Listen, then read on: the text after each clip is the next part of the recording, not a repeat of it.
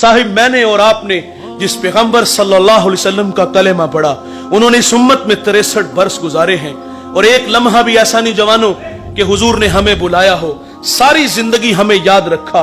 फजल बिन अब्बास कहते हैं कि जब हुजूर को मरकद नूर में उतारा गया तो फरमाते हैं कि मैंने देखा कि हुजूर के लब हरकत में है, मैंने कान करीब करके सुना तो हुजूर उस वक्त भी फरमा रहे थे, ऐ अल्लाह मेरी उम्मत की मग़फ़िरत फरमा दे।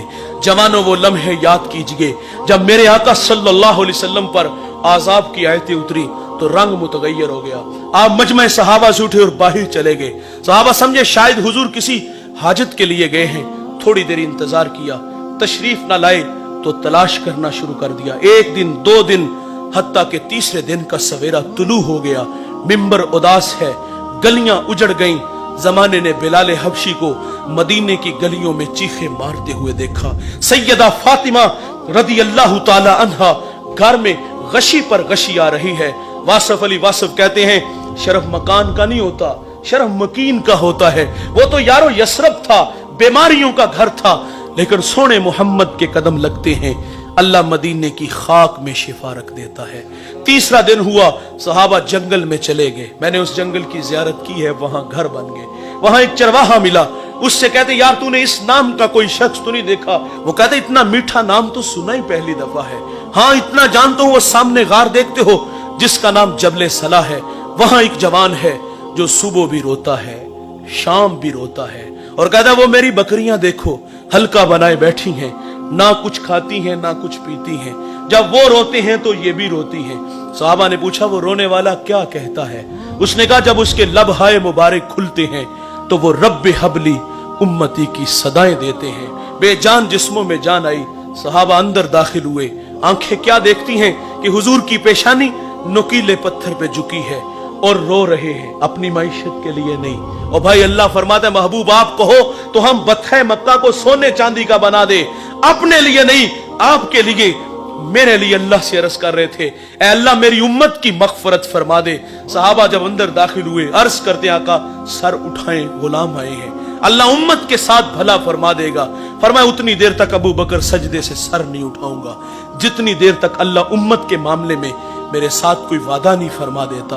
दोस्तों फिर सैयदा फातिमा रदी अल्लाह ताला अन्हा को खबर मिली, आप मदीने की औरतों को लेकर उस गार की तरफ बढ़ती हैं। सहाबा पीछे हटे, आप अंदर दाखिल हुई, अपने बाबा की पेशानी सजदे में देखी तो रोने लगी। कहा अबू बेटी आई है, जिगर का टुकड़ा आया है, फअजलसहा फी मजलसिही, जिसके लिए मसनद बिछा देते थे, फातिमा आई है।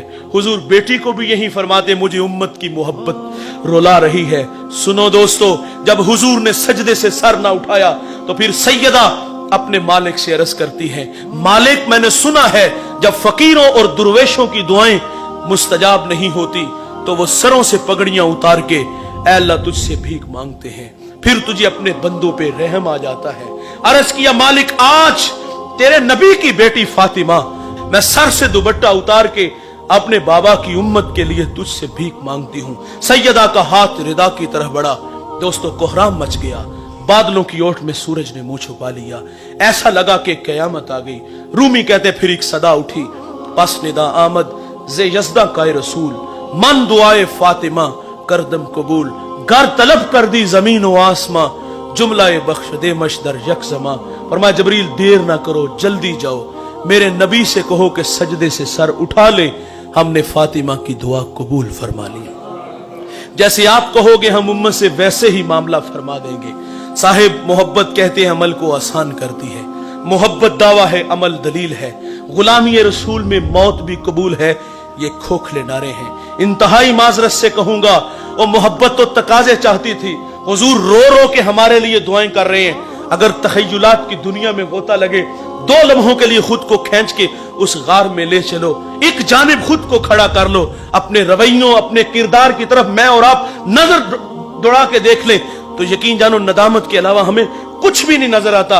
क्योंकि आज हमारे अखलाक खोखले हैं, हम फसाद के खोखले धाने पे खड़े हैं। हम जवान हैं, चलते अकड़ अकड़ के, बोलते बिगड़ बिगड़ के, मस्ती ही मस्ती, नशा ही नशा, ये हमारे तेवर हैं।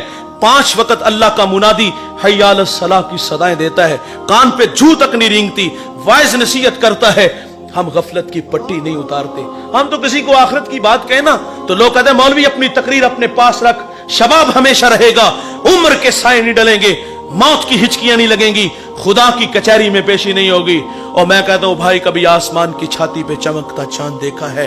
ये एक सूरत में नहीं होता, ये कभी कमर होता है, कभी बदर होता है, कभी हलाल होता है। जवानों, हमें भी इस दुनिया में हमेशा नहीं रहना।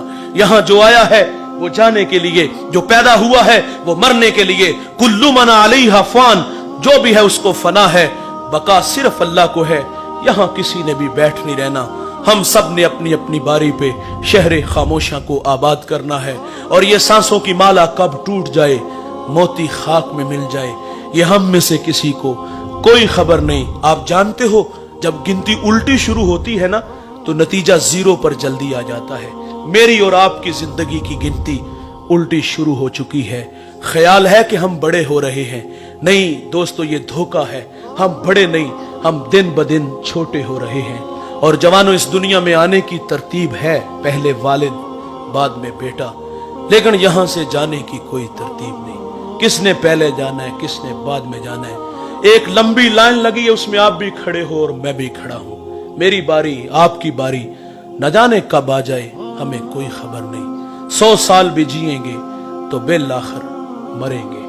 मौत से किसी को भी रुस्तगारी नहीं। दोस्तों, ये बर्फ के बलाक की तरह ये वजूद पिघल रहा है और हम लम्हा लम्हा मौत के करीब हो रहे हैं। मोहब्बतें रसूल हमसे तकाजा चाहती है कि हम जिंदगी का एक एक लम्हा अपने महबूब के लिए वक्फ कर दें। जिए तो महबूब के लिए, मरे तो उसके दीन के लिए। और ये धड़कने, ये सांसें अपने महबूब के नाम लगा दीजिए। दुनिया में भी इज्जत मिलेगी और अल्लाह के सामने भी सुरखरू होंगे।